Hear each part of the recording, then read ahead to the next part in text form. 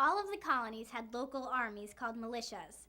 The difference between a militia and a regular army is that the soldiers in a militia are ordinary citizens.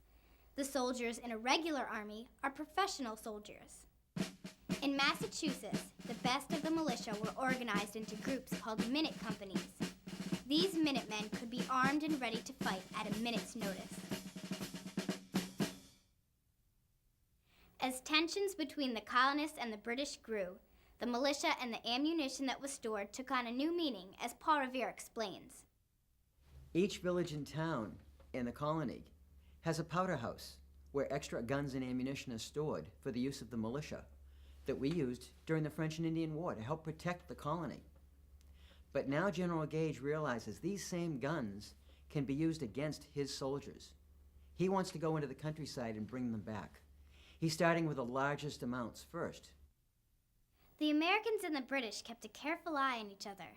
The Sons of Liberty set up a system where messengers would ride through the countryside, spreading the word if there was any movement by the Redcoats. On the other side, General Thomas Gage kept an eye out for any unusual buildup of the Minutemen's ammunition.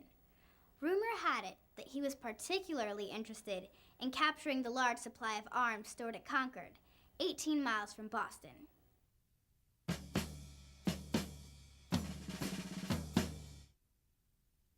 But when would the Redcoats march?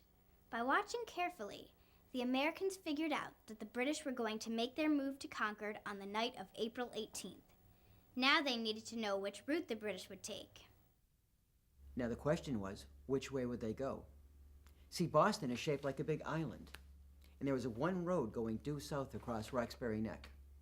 For the soldiers to march out of the city, they would have to leave their camp on the Common, march south across the neck, go west far enough to clear the harbor, and then come north to Cambridge.